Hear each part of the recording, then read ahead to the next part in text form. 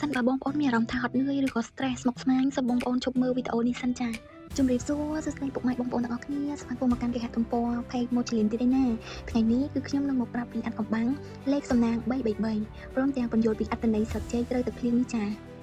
តែបងប្អូនទាំងអស់នៅពេលដែលពួកយើងបានអង្គុយសម្លឹងមើលធាងស្លឹកចេកទឹកភ្លៀងដ៏ត្រជាក់ភ្នែកនេះនឹងមានស្នាមក្រៀមរលួយពណ៌ត្នោតនៅចុងស្លឹកបែបនេះគឺនៅក្នុងច្បាប់ចក្រវាឡគឺលោកកំពុងតែផ្ញើសារដាស់តឿនបើកផ្លូវលាភសំណាងតាមរយៈលេខទេវតា333ចា៎តែបងប្អូនមានដែរបើកទូរស័ព្ទឃើញលេខ33ឬអត់ឬក៏ឃើញនៅក្នុង TikTok លេខ33ឬអត់និងនៅលើ Facebook ឃើញលេខ33ឬអត់មិនថានៅលើនាឡិកាឬក៏នៅកន្លែងណាក៏ដោយហើយតែបងប្អូនបានឃើញគឺទេវតាគឺកំពុងតែផ្ញើសារប្រាប់បងប្អូនហើយចា៎លេខសំណាង333មកឲ្យយើងបានឃើញជារៀងរាល់ថ្ងៃនេះគឺមានធម៌ពលវិជ្ជមានខ្លាំងណាស់នឹងជួយឲ្យបងប្អូនរីកចម្រើននិងឲ្យបងប្អូនចេះតស៊ូស្ងាត់មិនថាបងប្អូនកំពុងតែធ្វើអ្វីចូលបងប្អូនកុំបោះបង់ចោលពាក់កណ្ដាលទីពាក់កណ្ដាលផ្លូវឲ្យសោះ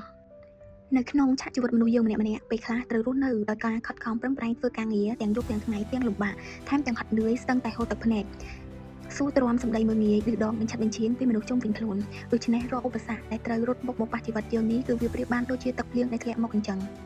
ក្រៀមរលួយនៅចុងស្លឹកចេកនេះគឺប្រៀបដូចជាស្លាកស្នាមនៃការឈឺចាប់និងភាពមិនល្អឥតខ្ចោះដែលពួកយើងធ្លាប់បានឆ្លងកាត់ដោយភាពឯកោប៉ុន្តែស្លឹកចេកវាមិនដែលចេះខឹងមិនដែលចេះរអ៊ូរទាំតបតជាមួយនឹងទឹកភ្លៀងឡើយគឺវានៅតែរក្សាភាពស្ងប់ស្ងាត់ត្រជាក់ចិត្តព្រោះវាដឹងថាទោះបីជាចុងស្លឹកមានសភាពក្រៀមរលួយខ្លះក៏ដុំស្លឹកទាំងមូលរបស់វានៅតែមានពណ៌បៃតងស្រស់ស្អាតផ្ដល់ភាពត្រជាក់ភ្នែកដល់មនុស្សគ្រប់គ្នាផងដែរ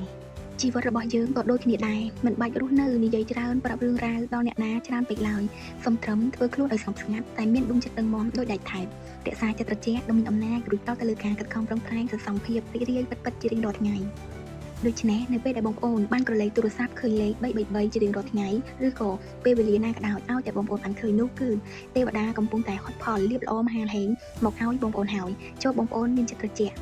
នោះសំណាងល្អនឹងមករកបងប្អូនហេងហេងលុយហូរចូលកងគ្រប់គ្នាណាអរគុណបងប្អូនពុកម៉ែបងប្អូនទាំងអស់គ្នាដែលបានស្ដាប់វីដេអូខ្ញុំសូមជូនពរឲ្យពុកម៉ែបងប្អូនមានសុខភាពល្អមានសំណាងល្អគ្រប់គ្នាណា